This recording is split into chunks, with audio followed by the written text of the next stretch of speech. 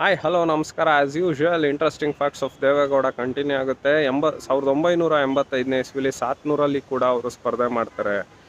ಏನಕ್ಕಪ್ಪ 700ರಲ್ಲಿ ಸ್ಪರ್ಧೆ ಮಾಡ್ತಾರೆ ಅಂತ ಅಂದರೆ, ದೇವೇಗೌಡರು ತುಂಬ ದೈವಾನುಭಕ್ತರು ಮತ್ತು ಜ್ಯೋತಿಷಿಗಳ ಸಲಹೆ ಮೇರೆಗೆ ಅದು ದೈವಮೂಲೆ, ಆದ್ದರಿಂದ ನೀವು ಅಲ್ಲಿ ನಿಂತರೆ ಮುಖ್ಯಮಂತ್ರಿ ಆಗ್ಬೋದು ಅಂತ ಹೇಳಿದ್ದಕ್ಕೆ 700ರಲ್ಲಿ ಸ್ಪರ್ಧೆ ಮಾಡ್ತಾರೆ. 700ರಲ್ಲಿ ಸ್ಪರ್ಧೆ ಮಾಡಿದಂಥ ದೇವೇಗೌಡರಿಗೆ ಯಾರಪ್ಪ ಎದುರಾಳಿ ಅಂತ ಅಂದರೆ, 29 ವರ್ಷದ ಚಿಗುರು ಮೀಸೆಯ ಹುಡುಗ, ಮಿಸ್ಟರ್ ಅಂತ ನಾವು ಹೇಳಲ್ಲ, ಸೊ ಬೈ ಚಾನ್ಸಾಗಿ ಒಕ್ಕಲಿಗಾಗಿ ಹುಟ್ಟಿರುವಂತಹ ನಮ್ಮ ಉಪಮುಖ್ಯಮಂತ್ರಿ ಅಲಿಯಾಸ್ ಆ್ಯಕ್ಟಿಂಗ್ ಮುಖ್ಯಮಂತ್ರಿ ಅಲಿಯಾಸ್ ಜಲಸಂಪನ್ಮೂಲ ಸಚಿವರು ಕರ್ನಾಟಕ ಸರ್ಕಾರ ಅಲಿಯಾಸ್ ನಗರಾಭಿವೃದ್ಧಿ ಸಚಿವರು ಬೆಂಗಳೂರು, ಅವರೇ ಡಿ ಕೆ ಶಿವಕುಮಾರ್ ಅವರು ಎದುರಾಳಿಯಾಗಿರ್ತಾರೆ. ಅಲ್ಲಿ ಅಂದು ದೇವೇಗೌಡರು ಭರ್ಜರಿಯಾಗಿ ಗೆಲುವನ್ನು ಸಾಧಿಸ್ತಾರೆ. ಎರಡೂ ಕಡೆ ಗೆಲುವು ಸಾಧಿಸಿದಂಥ ದೇವೇಗೌಡರು ಮುಖ್ಯಮಂತ್ರಿ ಆಗ್ತಾರೋ ಇಲ್ವೋ ನೆಕ್ಸ್ಟ್ ಎಪಿಸೋಡಲ್ಲಿ ನಾನು ನಿಮಗೆ ತಿಳಿಸ್ಕೊಡ್ತೀನಿ.